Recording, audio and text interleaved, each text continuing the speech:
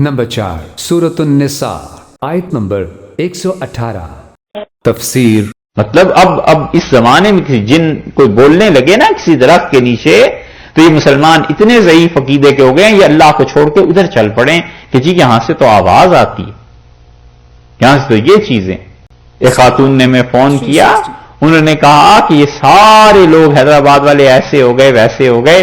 ہم نے کہا کیا ہو؟ کہنے لگی کہ کوئی چادر نہیں چڑھاتے، کوئی بزرگوں کی درگاہ پہ نہیں جاتا، یہ بالکل سب وہابی ہو گئے۔ میں نے کہا جی اب کیا کریں، امریکہ میں کوئی درگاہ بزرگوں کی قبر ہے نہیں۔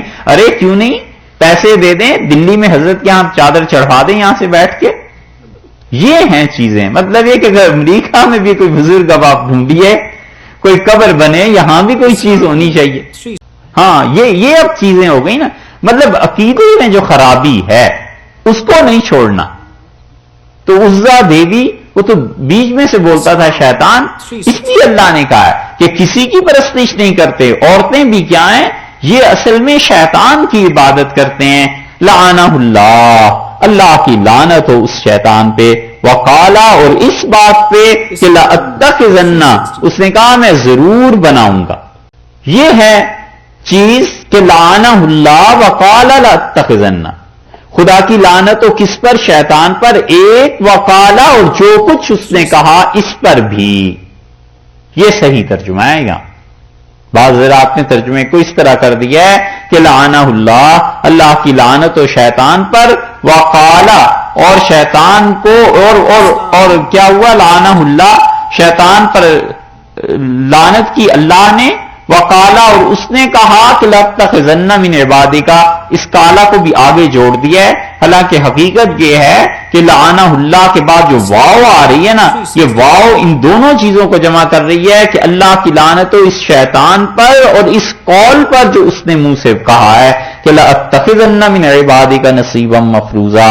اس نے کہا میں ضرور اپنا حصہ لے لوں گا تیرے بندوں سے، نصیبا مفروضا، میرا حصہ طے ہے۔ 5 باتیں اس نے اللہ سے کہیں شیطان۔ 5 باتوں میں پہلی بات یہ آ گئی، یہ شیطان مرید ہوا، سرکش ایک، اور اللہ تعالی نے بتایا ہے کہ لعنت ہوئی ہے اس پر بھی اور اس قول پر بھی۔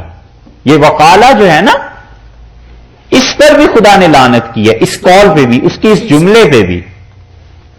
اور جملہ اس کا کیا ہے؟ کہنے لگا لأتخذن، میں ضرور لوں گا، من عبادک، تیرے بندوں سے، نصیبا مفروضا، ایسا حصہ جو میرا متعین ہے، میں نے اپنا حصہ بھی فرض قرار دیا ہے۔